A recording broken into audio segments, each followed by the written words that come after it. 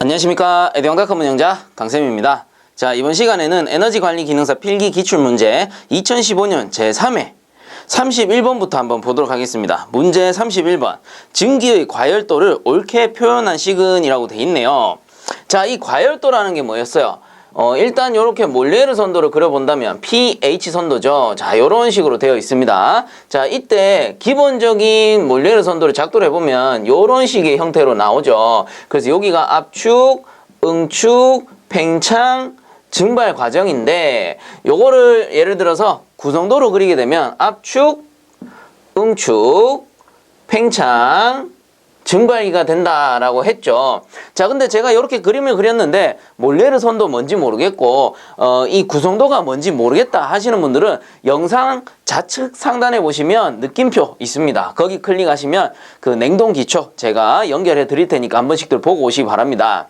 자, 어쨌든 이렇게 그려놓고 일단은 우리가 과열도라는 걸 찾아야 되잖아요. 이때 과열도를 설명하기 가장 좋은 게 관행각인데, 관행각이라는 건 뭐냐면은 관대관열교환입니다. 그래서 관대관열교환인데 어떤 거냐면 이쪽 편이 고압액관이죠. 그리고 이쪽 편이 저압기체관입니다. 그래서 통상 흡입관이라고도 해요. 그래서 이 관과 관을 열교환시키는 거야. 자, 그러면 어떤 현상이 발생하느냐?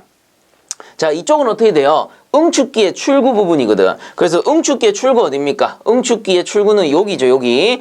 이렇게 사이클이 돌아가니까 그 역순환 사이클이죠. 시계의 역방향이라고 해가지고. 그래서 여기가 응축기의 출구란 말이에요. 그러면 응축기의 출구가 차가운 배관하고 열교환함으로써 어떻게 되는 거야? 여기는 일부 관행각이 되는 거예요. 이렇게 관행각 되어서 여기서부터 팽창이 이루어지는 거겠죠. 자, 이렇게 되면 어떻게 되는 거야? 기존의 냉동 효과는 요만큼이었지만 관행각을 시키면은 냉동 효과가 이만큼으로 상승하게 되는 거고, 그로 인해서 플래시 가스 역시도 줄어드는 거죠. 아주 좋은 그 효과를 볼 수가 있습니다. 그리고 이쪽 편에 압축기 흡입층 라인은 어떻게 되느냐? 요 압축기 흡입층 라인이 저압관이란 말이에요. 그래서 저압관 같은 경우는 이쪽에 고온의 관과 열교환함으로써 일부 과열됩니다. 그래서 살짝 과열돼가지고 여기에서 압축이 되는 거예요.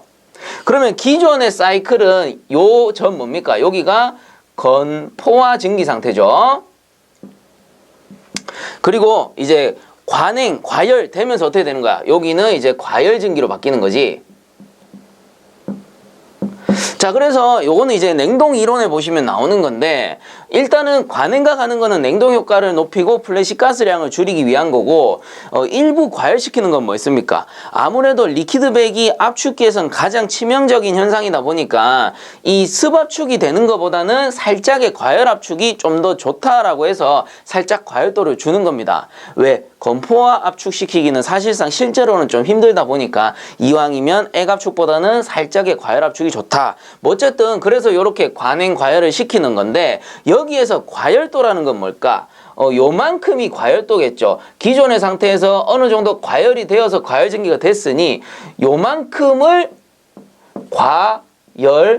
과열도라고 부르는 거고, 그렇다면 과열도는 결과적으로 과열 증기 온도 빼기 포화 증기의 온도가 되는 겁니다. 그래서 과열 증기 온도 마이너스 포화 증기 온도, 뭐 또는 건포화라고 적으셔도 상관은 없어요. 그래서 요 과열도란 과열 증기 온도 빼기 건포화 증기 온도가 된다. 그래서 31번의 답은 4번이 되는 겁니다.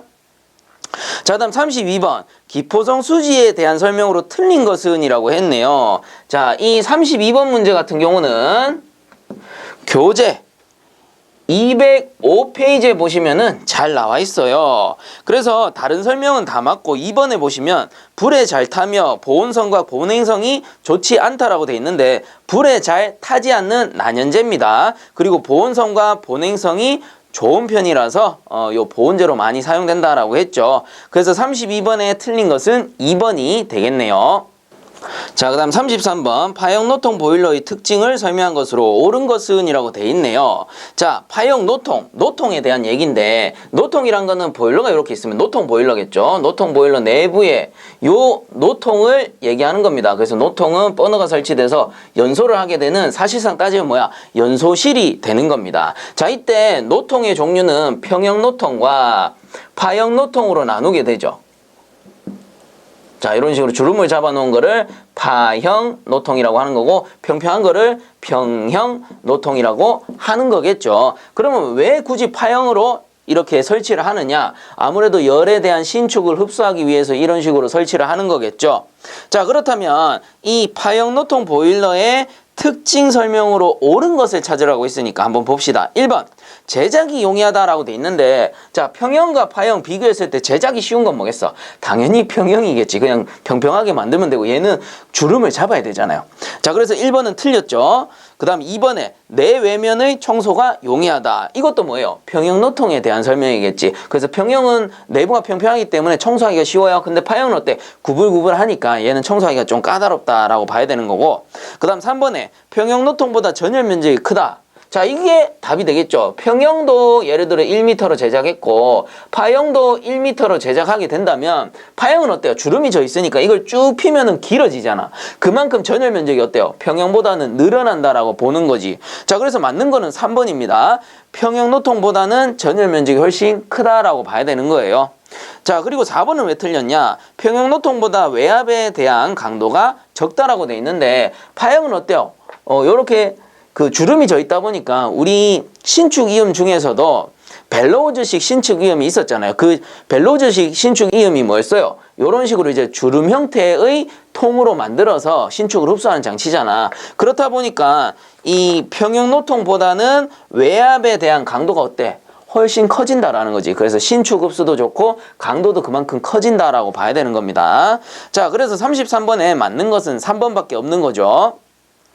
자, 그 다음 34번 보겠습니다. 후향 날개 형식으로 보일러의 압입 송풍에 많이 사용되는 송풍기는 이라고 돼 있네요.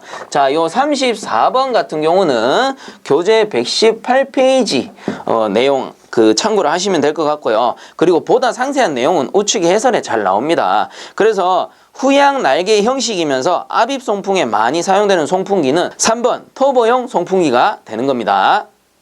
자, 그 다음 35번 수트블로어 사용 시 주의사항으로 틀린 것은 이라고 돼 있네요. 자, 그래서 요 35번 같은 경우는 교재 90페이지를 참고해 주시면 될 것 같고요.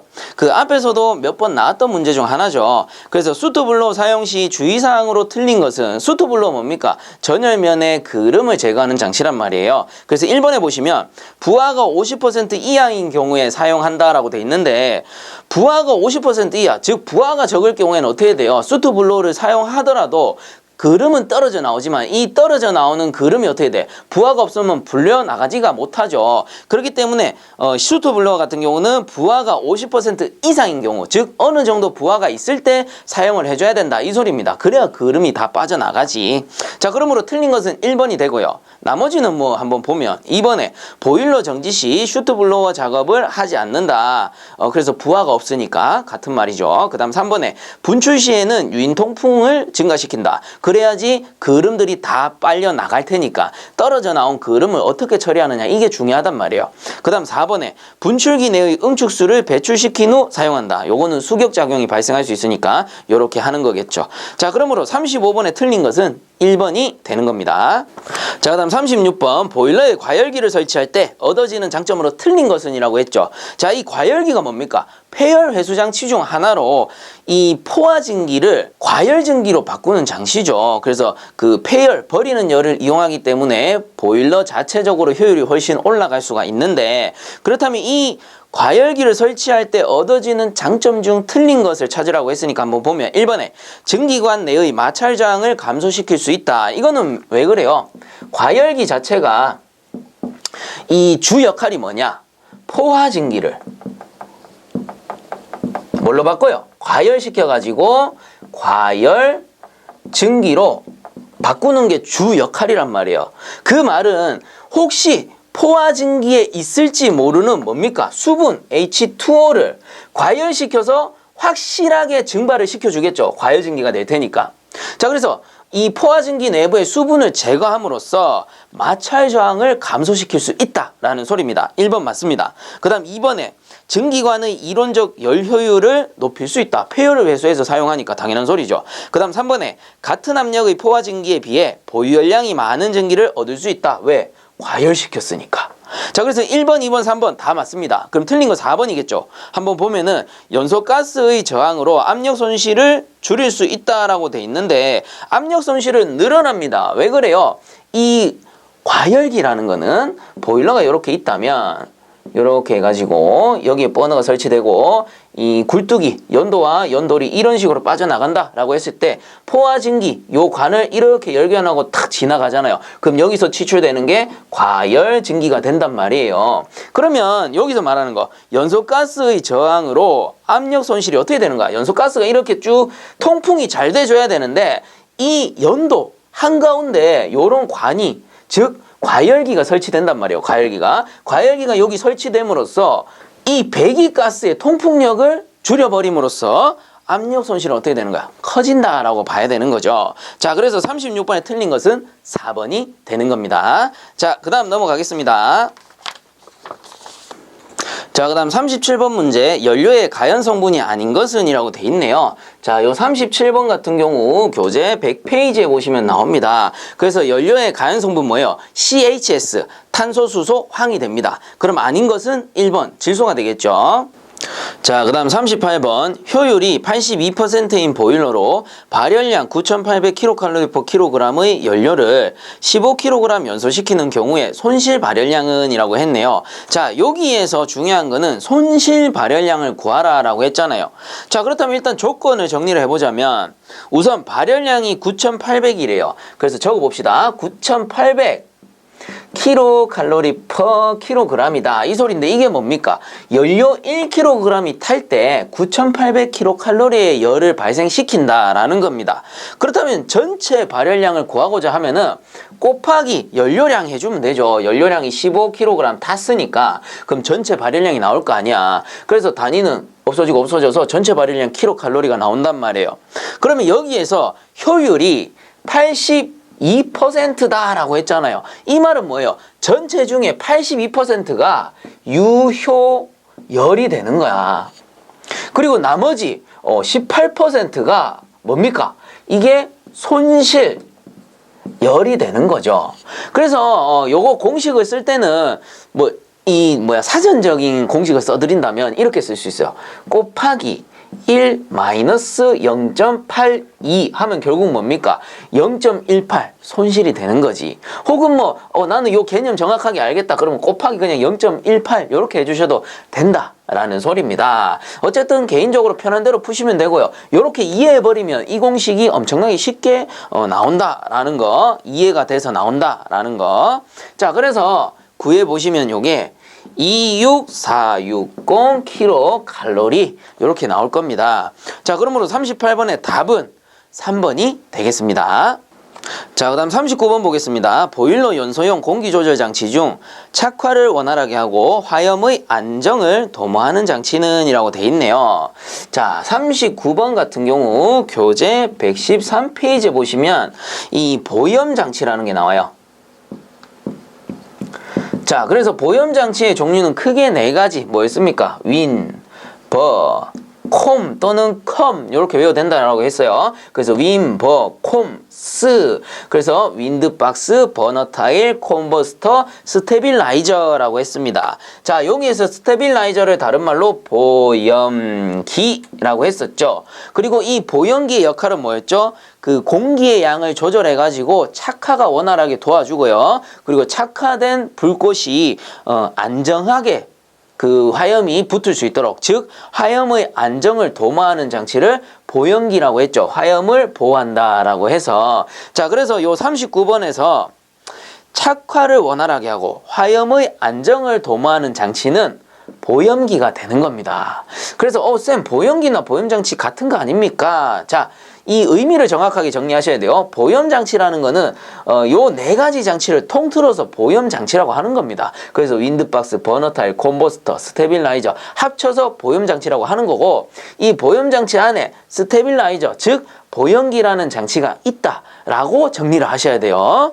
자, 그래서 39번의 답은 2번 보염기가 되는 겁니다. 자, 그다음 40번 문제. 응축수 환수 방식 중 중력 환수 방식으로 환수가 불가능한 경우 응축수를 별도의 응축수 탱크에 모으고 펌프 등을 이용하여 보일러의 급수를 행하는 방식은 펌프를 이용한 뭡니까? 기계 환수식. 자, 그래서 40번의 답은 4번이 되는 거겠죠. 자, 그 다음 41번 보겠습니다. 보통 온수식 난방에서 온수의 온도는 이라고 되어 있습니다. 자, 요 41번 같은 경우는 교재 142페이지에 보시면 나와 있고요. 그리고 우측에 해설에도 잘 나와 있습니다. 그래서 이 보통 온수식 난방의 온수 온도는 85에서 90도씨, 즉 답은 3번이 되는 거죠. 그리고 참고적으로 고온수식 같은 경우는 100도씨를 넘어간다라고 했었죠. 자, 그래서 41번의 답은 3번. 자, 그 다음 넘어가겠습니다. 자, 그 다음 42번 보겠습니다. 장시간 사용을 중지하고 있던 보일러의 점화 준비에서 부속장치 조작 및 시동으로 틀린 것은 이라고 돼 있네요. 한번 봅시다. 1번.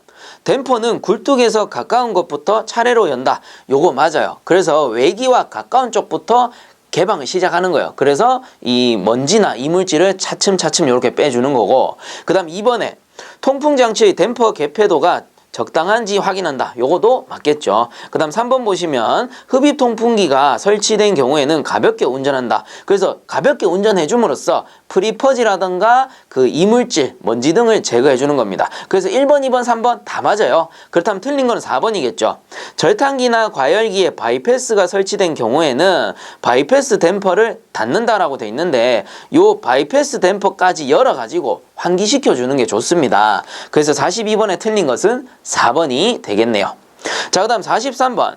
증기난방 설비에서 배관구배를 부여하는 가장 큰 이유는 무엇인가? 2번이겠죠. 응축수의 체류를 방지하기 위해서. 그래서 응축수의 체류를 방지해가지고 수격작용이라던가 열손실을 방지하기 위함입니다. 자, 그래서 43번의 답은 2번. 자, 그 다음 44번. 무기질 보온제에 해당되는 것은 이라고 돼 있네요. 자, 무기질 보온제 몇 번입니까? 1번 앞면이에요. 어떻게 찾습니까? 자, 이거 어느 정도 감 잡으셨을 거예요. 유기질만 알고 있으면 되지. 자, 유기질 보온제가 어떻게 외웁니까? 펠, 텍, 코, 기, 펠트류, 텍스류, 코르크, 기포성 수지라고 했었죠. 얘들만 유기질이고 나머지는 다 뭐야? 무기질이다 라고 했잖아요. 그리고 참고적으로 이전에 강의에서 한번 틀렸죠. 유기질이라고 해야 되는데 무기질로 잘못 적었습니다. 하지만 정확한 것은 유기질이죠. 유기질이 펠테콕입니다. 유기질 펠테콕이, 유기질 펠테콕이. 절대 안 까먹으실 거예요. 자, 그래서 유기질이 펠테콕이고 요 44번에서는 무기질을 찾으라고 했으니까 1번 앞면이 되는 거죠. 나머지 펠트, 코르크, 기포성 수지는 유기질이 되는 거겠죠. 자, 그 다음 45번. 온수순환 방식에 의한 분류 중에서 순환이 자유롭고 신속하며 방열기의 위치가 낮아도 순환이 가능한 방식은 이라고 돼 있네요. 자, 45번. 요 녀석은 143페이지를 참고해 주시면 되는데, 온수순환 방식. 자, 온수순환 방식에 의한 분류 중에서 라고 했죠. 그러면 이 온수순환 방식은 두 가지밖에 없어요. 뭐야? 중력환수식과 중력환수식 또는 뭐 중력순환식, 그 다음에 강제순환식. 그래서 중력 또는 강제 두 가지 중에 하나겠죠. 그렇기 때문에 자, 여기서 다시 한번 읽어보면 온수순환 방식에 의한 분류 중에서 순환이 자유롭고 신속하며 방열기의 위치가 낮아도 순환이 가능한 방법은 뭐겠어요? 얘랑 비교했을 때 뭐가 효율이 좋아? 당연히 강제순환식이 좋겠죠. 펌프를 이용해서 강제로 돌리니까. 그러므로 순환이 자유롭고 신속한 거는 강제순환식이 되는 거겠죠. 그러므로 답은 2번 강제순환식이 되는 거고, 참고적으로 3번, 4번 단관식과 복관식은 뭐예요? 얘들은 배관 방식에 따른 분류예요. 그래서 전혀 관계가 없는 내용이 되는 거죠. 그러므로 45번의 답은 2번이 되는 겁니다. 자, 다음 46번. 보일러 용량 결정에 포함된 사항으로 거리가 먼 것은 이라고 했네요. 자, 보일러 용량, 다른 말로 전격 출력. 자, 전격 출력은 어떻게 됩니까? 요거 난급 배예다라고 했잖아요. 그래서 난방부하, 급탕부하, 배관부하, 예열부하 이렇게 더하면은 전격 출력이 된다라고 했죠. 그럼 보면은 1번에 난방부하 맞고 2번에 급탕부하 맞고 3번에 배관부하 맞는데 틀린 건 뭐겠어요? 4번 연료부하가 되겠죠. 이런 거 없습니다. 그래서 46번에 틀린 것은 4번. 자, 넘어갈게요. 자, 그 다음 47번 온수난방 배관에서 수평주관의 지름이 다른 관을 접속하여 연결할 때 가장 적합한 관 이음새는 해가지고, 자, 여기서 중요한 말은 수평주관이다 라는 소리입니다. 자, 수평주관이기 때문에 어떤 이음새를 써야 되느냐? 편심 레듀셔를 써야 되죠. 편심 레듀셔 요런 식으로 생겼죠. 요런 식으로 생겨가지고 커다란 관 이쪽에 설치되고 작은 관 이쪽에 설치가 됩니다. 그러면 동심 레듀셔는 어떻게 생겼냐? 요런 식으로 생겼단 말이에요. 요런 식으로 동심으로. 그래서 동심 레듀션은 배관의 센터를 기준으로 이렇게 연결이 된다면 편심 레듀션은 아래쪽 수평구를 기준으로 연결이 됩니다. 그러면 수평 주간에 이 편심 레듀셔를 쓰는 이유는 뭐예요? 자, 동심 레듀셔 같은 경우는 유체가 들어와 가지고 이 동심 요 부분 있죠. 이 부분에서 와류, 이렇게 와류 혹은 여기에 응축수가 체류할 수가 있어요. 근데 수평 주간은 어때? 아랫부분이 수평이기 때문에 편심으로 되어 있기 때문에 스무스하게 유체가 지나갈 수 있다라는 겁니다. 그래서 수평 주간이기 때문에 편심 레듀셔를 사용한다라는 거예요. 자, 그러므로 47번의 답은 2번 편심 레듀셔가 되겠죠. 자, 그 다음 48번 보겠습니다. 증기난방의 중력 환수식에서 단관식인 경우 배관 기울기로 적당한 것은 이라고 돼 있네요. 자, 48번 문제. 이 녀석은 교재 140페이지에 보면 나오는 내용이고요. 그래서 보기에 보시면 얼마 정도의 순, 기울기 라고 했잖아요. 그래서 이 순기울기라는 게 뭐야? 순유관 에 관한 내용입니다. 그래서 그 표 안에서 찾아보면은 얼마라고 나와요? 100분의 1에서 200분의 1 정도의 순 기울기로 한다라고 나와 있습니다. 그래서 48번의 답은 1번이 되는 거겠죠. 자, 그 다음 49번 온수 보일러 개방식 팽창 탱크 설치 시 주의사항으로 틀린 것은 이라고 했네요. 자, 요 49번 같은 경우 교재 144페이지에 나오는 내용입니다. 그래서 틀린 것을 찾으라고 했네요. 한번 보면 1번에 팽창 탱크에는 상부에 통기 구멍을 설치한다 라고 돼 있죠. 이 통기 구멍이 뭘까? 배기관을 얘기하는 겁니다. 그래서 144페이지에 개방식 팽창 탱크 그림 한번 보세요. 그럼 상단에 배기관이 설치되어 있는 걸 볼 수가 있죠. 그래서 1번 맞아요.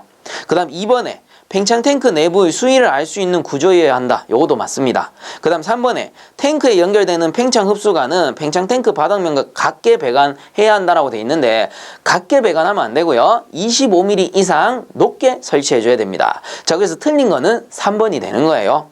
그리고 4번 같은 경우는 팽창 탱크 높이는 최고 부위 방열기보다 1m 이상 높은 곳에 설치한다. 불응축 가스를 빼주기 위해서 이렇게 하는 거죠. 자, 그러므로 49번에 틀린 것은 3번이 됩니다.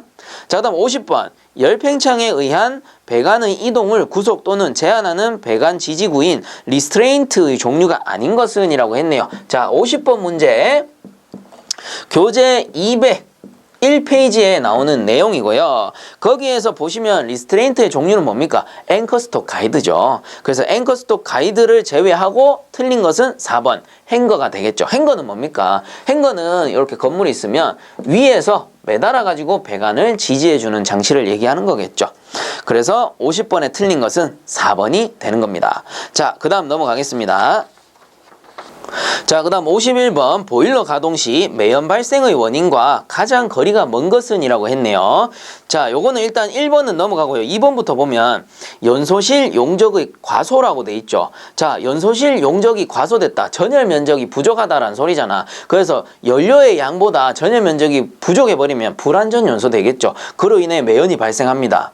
그 다음 3번에 연료 중의 불순물 혼입 시 당연히 불완전 연소되고 매연이 발생하겠죠. 그 다음 4번에 연소용 공기의 공급 부족 시 당연히 불완전 연소하고 매연이 발생합니다. 근데 1번에 보시면 연소실 과열 시에는 오히려 완전 연소되기가 쉬워요. 하지만 완전 연소되기는 쉬운데 너무 과열이 돼버리면은 그 내부의 과열 사고 또는 뇌화물의 균열, 스폴링 현상 등이 발생할 수는 있으나 어찌되었든 완전 연소되기 때문에 매연은 어때? 발생하지 않습니다. 그래서 51번에 이 매연 발생의 원인과 가장 거리가 먼 것은 1번 연소실의 과열이 되는 겁니다. 자, 그 다음 52번 중류연소 시 보일러 저온 부식의 방지 대책으로 거리가 먼 것은 이라고 했네요. 자, 이거는 2번에 보시면 첨가제를 사용하여 황산가스의 노점을 높여준다라고 돼 있는데 노점을 낮춰줘야지 되는 거죠. 자, 그래서 조금 상세하게 설명을 드리자면 이 52번 내용 같은 경우 교재 180페이지에 나오는 내용이기도 합니다. 그래서 이런 거예요. 이 저온 부식의 가장 큰 그 원인은 뭐예요? 황이잖아, 황. 요 황이라는 성분, 그리고 좀 더 세분화하자면 무수황산 때문에 발생을 하게 됩니다. 근데 이 무수황산이 어떻게 되면서 액으로 변할 때, 그래서 액으로 변하게 되면 어떻게 되는 거야? 이 수분과 H2O와 화합하면서 결국 뭘로 바뀝니까? 황산으로 바뀌죠. 황산으로 바뀌어서 결국은 황산이 저온 부식을 일으키게 된단 말이야. 근데 여기서 중요한 건 뭐야? 무수황산이 기체일 땐 괜찮은데 액으로 변했을 때 물과 화합한다, 이런 거지. 그래서 액으로 변하지 않게 하면 어떻게 돼요? 결국은 저온 부식이 발생하지 않는다라는 소리하고 같은 거잖아. 그렇기 때문에 노점 온도를 낮춰주면 낮춰줄수록 어떻게 돼요?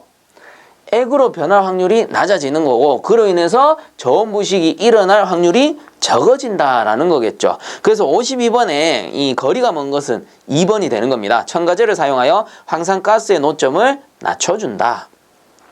자, 다음 53번 물의 온도가 393켈빈을 초과하는 온수 발생 보일러에서는 크기가 몇 미리 이상인 안전밸브를 설치하여야 하는가. 자, 요 53번 같은 경우는 교재 153페이지에 나오는 내용입니다. 그래서 뭐 우측에 해설에서 잘 나오는데 어쨌든 간에 393켈빈을 초과한 온수 발생 보일러에서는 크기가 20mm 이상인 안전밸브를 설치해야 됩니다. 그래서 뭐 20mm라고 나온 데도 있고 20A라고 나온 데도 있습니다. 그 똑같은 말이니까 어려워하지들 마세요. 자, 그래서 53번의 답은 4번이 되겠네요. 자, 그 다음 넘어가겠습니다.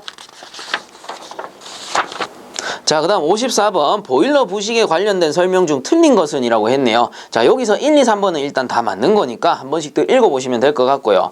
4번에 보시면 가성치화는 고온에서 알카리에 의한 부식 현상을 말하며, 여기까지는 좋아요. 여기까지는 맞아. 근데 뒤에 보시면 보일러 내부 전체에 걸쳐 균일하게 발생된다라고 돼 있는데, 자, 보일러 내부에 전체적으로 균일하게 발생하는 이 부식을 뭐라 그래? 전면 부식이라고 부르죠. 그래서 이 부식에 관한 내용, 즉 54번에 관한 내용은 교재 179페이지에 나와 있으니까 참고적으로 한 번씩 더 보시고 넘어가시면 될 것 같아요. 자, 그래서 54번에 틀린 거는 4번이 되는 겁니다. 자, 그 다음 55번 에너지이용 합리화법상 효율관리 기자재의 에너지 소비 효율 등급 또는 에너지 소비 효율을 효율관리 시험 기간에서 측정받아 해당 효율관리 기자재에 표시하여야 하는 자는 이라고 돼 있네요. 자, 55번은 교재 249페이지에 나오는 내용이고요. 그래서 답은 2번입니다. 효율관리 기자재의 제조업자 또는 수입업자, 제조업자, 수입업자 이렇게 되는 거예요. 그래서 55번의 답은 2번. 자, 그 다음 56번 저탄소 녹색성장 기본법상 녹색성장위원회의 심의 사항이 아닌 것은 이라고 돼 있네요. 자, 56번 같은 경우 교재 228페이지에 나오는 내용이기도 하고요. 그 우측에 해설에도 잘 나와 있습니다. 자, 근데 여기서 틀린 거는 1번이 돼요. 지방자치단체의 저탄소 녹색 성장의 기본 방향에 관한 사항이라고 돼 있는데, 자, 우측에 해설 한번 봅시다. 해설에 보시면 동그라미 1번 항목에 보면 저탄소 녹색 성장 정책의 기본 방향에 관한 사항이지 지방자치단체랑은 일단 관계가 없죠. 그래서 일단 1번 틀린 거고, 그 다음에 해설에서 동그라미 5번 보시면 관계 중앙행정기관 및 지방자치단체의 저탄소 녹색 성장과 관련된 정책 조정 및 지원에 관한 사항이지 녹색 성장 기본 방향에 관한 사항은 아니다라는 소리죠. 그래서 이거는 이 해설 기준 했을 때 동그라미 1번과 동그라미 5번을 그냥 짬뽕 해놓은 형태입니다. 그래서 1번이 틀린 거예요. 자, 그러므로 56번에 틀린 것은 1번. 자, 그 다음 넘어가겠습니다. 자, 그 다음 57번 에너지법상 에너지 사용자의 정의로 옳은 것은 요거 꽤나 출제되고 있죠. 57번 같은 경우 교재 226페이지에 보시면 나오고요. 에너지 사용자라 함은 에너지 사용시설의 소유자 또는 관리자를 얘기하는 겁니다. 그래서 57번의 답은 3번. 자, 그다음 58번 에너지 이용 합리화법 규상 냉난방 온도 제한 건물의 냉난방 제한 온도를 적용할 때의 기준으로 옳은 것은 단 판매시설 및 공항의 경우는 제외한다라고 돼 있네요. 자, 그래서 58번 같은 경우 교재 263페이지에 나오는 내용이고요. 판매시설 및 공항을 제외한다라고 했으니까 답은 4번이 됩니다. 냉방은 26도씨 이상, 난방은 20도씨 이하. 자, 그다음 59번 다음 갈로 안에 알맞은 것은 에너지 법령상 에너지 총조사는 기획 3년마다입니다. 3년마다 실시하되 니은 산업통상자원부 장관이 필요하다고 인정할 때에는 간이조사를 실시할 수 있다. 자, 그래서 59번 역시도 교재 236페이지에 나오니까 참고하시면 될 것 같습니다. 그래서 59번의 답은 3번. 자, 그 다음 60번 에너지 이용 합리화법상 검사 대상 기기 설치자가 시도지사에게 신고하여야 하는 경우가 아닌 것은 이라고 했네요. 자, 요 60번은 교재 268페이지를 참고해 주시면 되겠습니다.